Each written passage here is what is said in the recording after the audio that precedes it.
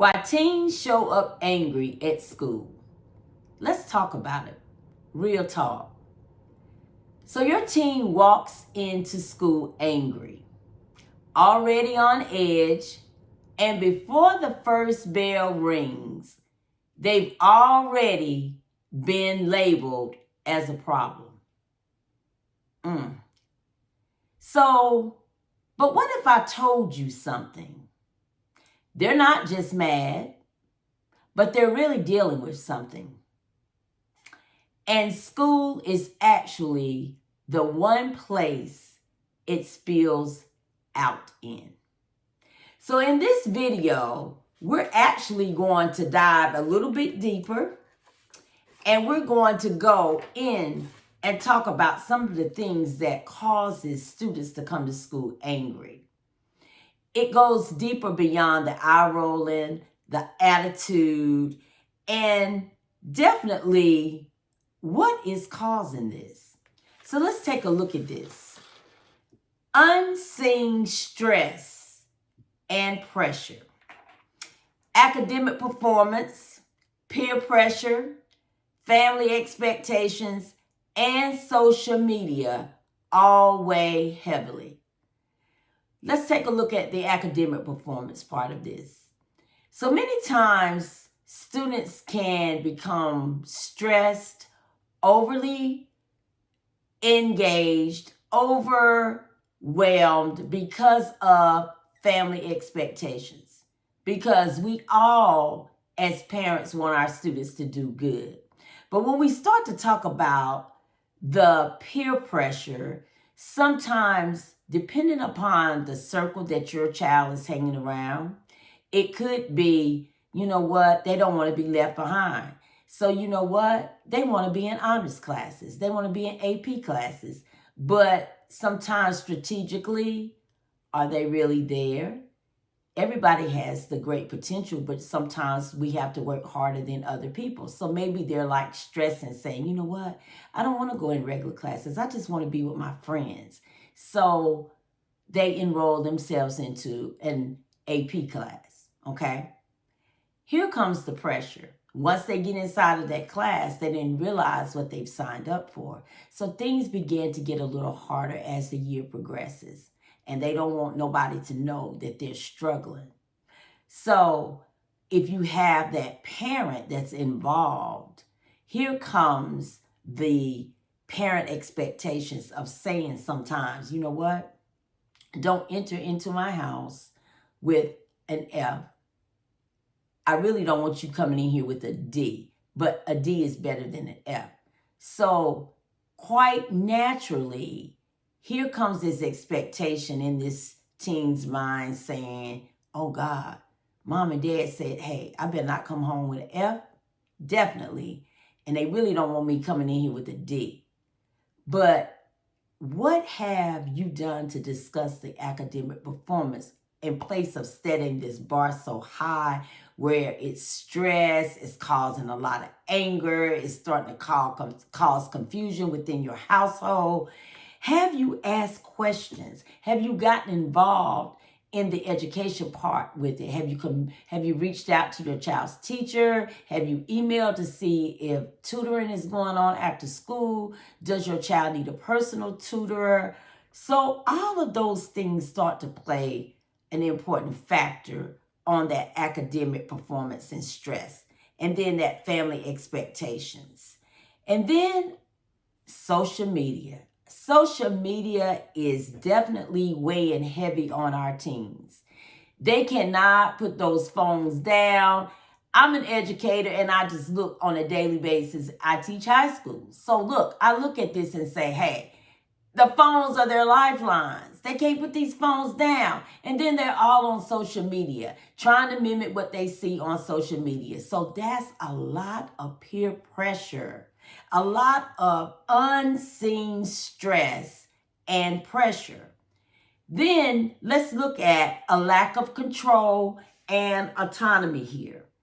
So sometimes schools can feel like environments where your students or your child, they have a little voice or an agency here.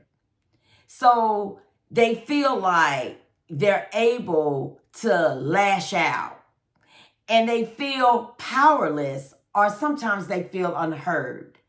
They already in that defense mechanism. Like, hey, nobody's listening to me. Nobody is looking at how I feel from my standpoint. It's always the adults are always right. So that lack of control and the autonomy plays a big important factor as well. Unmet emotional needs. Unmet emotional needs. So teens are craving connection, validation, and respect, but not always getting it. So my motto is, do unto others as you would have them to do unto you. You know, we got to give respect. Respect goes both ways. Respect as an adult, and then we as adults, we have to learn how to control our emotions and respect our teens, respect our children as well. Now, anger, a lot of times that we see coming from teens, anger definitely can be a musk of hurt because they're hurting, fear, rejection, and they're feeling misunderstood. So a lot of times those emotional, they're just feeling emotionally not heard. And then the home environment. Sometimes the home environment can create conflict, instability, or even a lack of support at home often blends into school behavior. So it starts at home. So the teen is preparing for school that morning, and there's been a major conflict in the household, getting ready. And so what happens on the way to the bus stop, on the way to school? They come in very angry because they have not resolved the issue that has transpired at home. So it rolls into their entire day at school, and they're angry.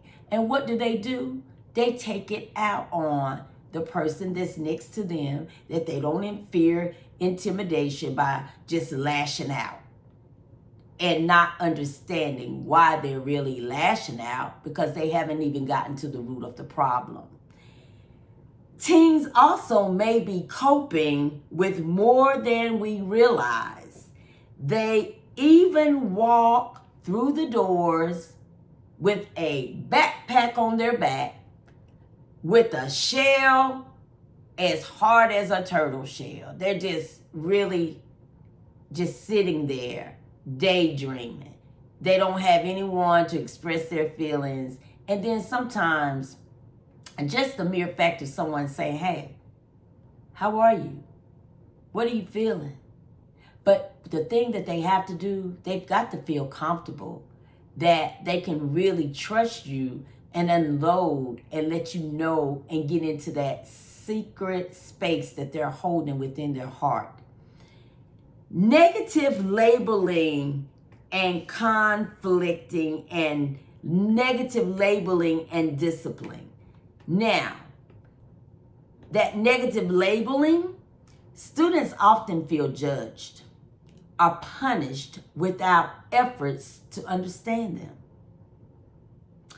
So when we do a repeated discipline without dialogue, it can cause resentment, and very much so it reinforces anger. So a repeated discipline without a dialogue. And what do I mean by a dialogue? You've got to ask questions. What happened? What actually happened? What transpired? I keep getting these phone calls, and I know parents say, you know what? Sometimes you see that school number coming across the phone, you're like, oh my God, you just really want to hit the decline. I'm tired of hearing it. I keep going over the same thing over and over. I'm trying to discipline, but it just doesn't seem to be doing any good. So at this point, you've got to change the narrative. You got to shift your mindset. And yes, sometimes that's easier said than done. So when we look at this, a repeated discipline without dialogue, it creates confusion. So you have to take the time to have that dialogue. You've got to have an open line of communication. It doesn't matter whether the principal's called, the teacher's called. There's two sides to every problem, two sides. So let me hear your side. Hear the side from whoever is calling you. Hear the side from your child, your teen. Let's come up with a solution. Because repeated discipline without a solution creates for a failure. So when we look at this, we have to think, what is the most positive outcome here? Now, how can we as adults, parents, how can we show up differently? Glad you asked this. Practice empathy before judgment. Ask, just like I just previously said, what happened to you? What's wrong with you? Approach the anger with curiosity instead of control. Notice what I said. Practice empathy before judgment. Ask those simple questions. What happened to you? Do it in a calm voice. What's wrong with you? Okay? Be safe and also have a predictable presence. And what do I mean by that? Consistency is the key to everything here. Consistency. You can't force any expectations on your team without some form of consistency. And so show consistency in how you respond to your team's emotions. Be someone they can trust when they're at their worst. And what do I mean when they're at their worst? They may be slamming a door. You may be knocking on the door, calling their name, and they're sitting in that room and they will not answer. So guess what? That's their worst day. But before you get mad and start, open up that door. Open the door. You hear me hollering. You hear me talking to you. Calm down. Take some deep breaths and think and strategize. How can you become consistent? Because that's going to narrow your way into that room or wherever you having that conversation. All of this has to decompress and it has to come down. They've got to feel like they can trust you, even though right now is their worst day. So they may have done something wrong. You may have gotten that phone call. So at the end of the day, both of you are frustrated. You're aggravated. You're aggravated, you got the call. The teen is aggravated because they like, you know what? I got so many emotions going on. I'm trying to do the right thing, but it looks like every time I turn around, I'm getting into something in school, okay? So what happens here? Validate, but do not minimize. Let me say that again. Validate, but do not minimize. Acknowledge your team's feelings, even if you don't agree with their behavior. Acknowledge the feelings. You're not 95% of the time going to agree with their behavior. You know why? Because in the end of the day, you all are looking like, you know what? I raised my child better than this. I don't know why they're going out in the public acting like this. I don't know why I keep getting these phone calls. But again, validate, but do not minimize. Here's the thing. You can say to them, I can see you're really upset. Let's figure out what's going on. I see you're upset.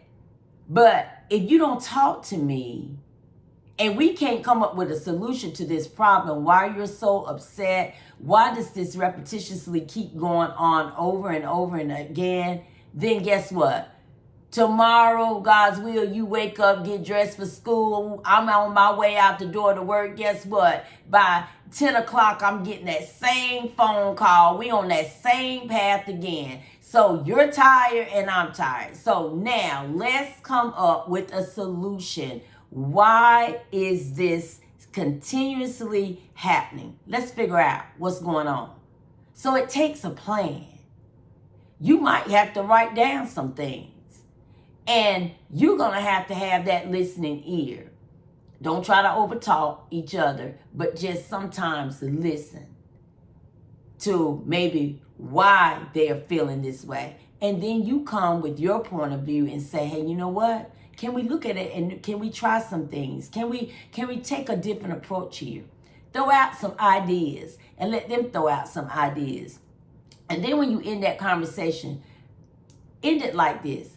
I think, you know what? We've came up with a plan. Let's try this for tomorrow. You know what? I'm your number one supporter. I love you. I know it's going to be a better day. Because today, starting now, is the start of a very new approach to what has been grabbing your energy negatively and not giving a positive impact. So, shift from the discipline, just like I just said, to a dialogue. Focus on restoration, not just consequences. Invite your team into conversations where they feel heard and respected.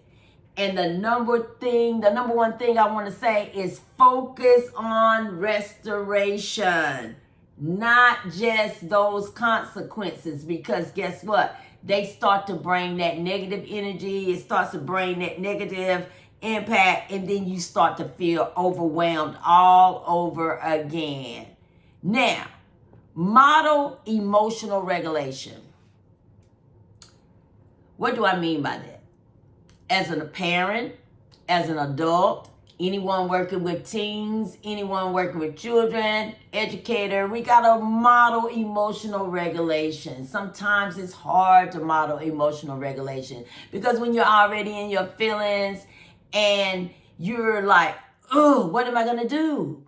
So this is the thing. When I say model emotional regulation, adults, you can stay calm, grounded, teach teens how to do the same.